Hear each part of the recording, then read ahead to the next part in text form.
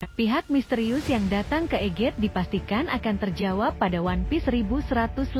Kedatangan pihak misterius yang langsung menghancurkan armada kapal angkatan laut, membuat Luffy bersama kru topi jerami selamat. Pasalnya, Gorosei Saturn sudah memerintahkan armada kapal angkatan laut untuk menembakkan Booster Cell. Hal ini dilakukan karena Gorosei Saturn merasa terdesak dengan kehadiran Kuma yang berhasil membuat dirinya terluka. Ada beberapa kelompok yang kemungkinan besar menjadi kelompok misterius yang datang tersebut. Mereka tentunya memiliki kepentingan sendiri saat datang ke Aegith. Bisa saja mereka malah datang bukan untuk membantu Luffy dan kawan-kawan, melainkan untuk mengalahkan kelompok bajak laut topi jerami. Pada chapter 1079, ada kapal kelompok Kurohige terlihat mendekati pulau Aegith. Bukan tidak mungkin ini adalah kapal pengintai atau kapal yang diisi infiltrator seperti Lafitte dan Katarina Devon.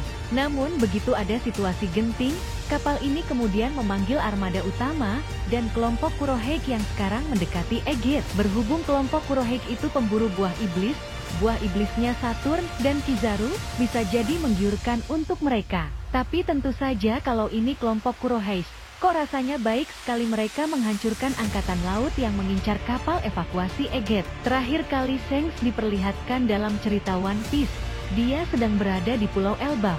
Shanks berhasil mengalahkan Eustass Kid dan mengambil rod poneglyph yang dimiliki mereka. Dengan keinginan Shanks untuk mencari harta karun One Piece dan Shanks membutuhkan Luffy, maka Shanks akan melindungi Luffy dari berbagai pihak tertentu.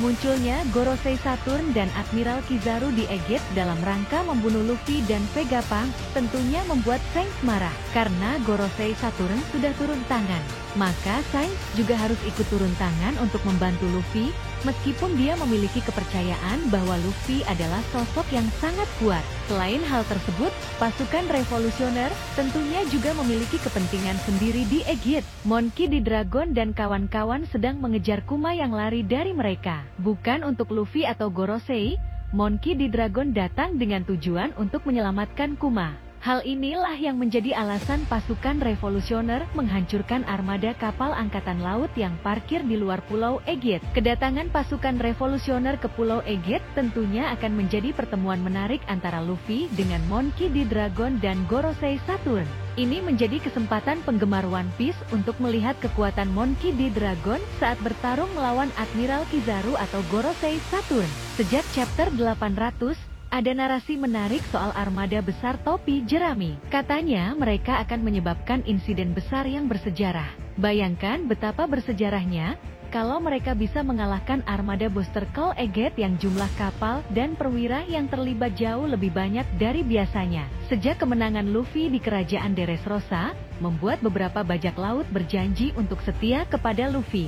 Mereka terdiri dari berbagai bajak laut hebat yang menyebut diri mereka sebagai armada besar topi jerami. Jika di total armada besar topi jerami memiliki anggota lebih dari 5.000 pasukan. Ini juga yang membuat Luffy dinobatkan sebagai Yonkou oleh pemerintah dunia.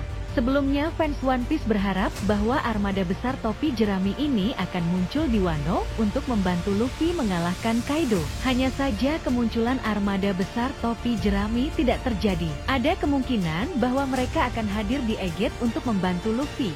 Saya pribadi memang ingin melihat armada besar topi jerami yang muncul di Pulau Aegith. Yang jadi masalah hanya belum ada petunjuk kalau armada besar topi jerami akan bergerak. Untuk Kurohige, kita sudah lihat satu kapal mereka mendekati Aegith sejak lama. Untuk pasukan revolusioner, Dragon dan Ivankov sudah bertanya-tanya Kuma pergi kemana. Tapi untuk armada besar topi jerami, sampai saat ini masih belum ada tanda-tandanya.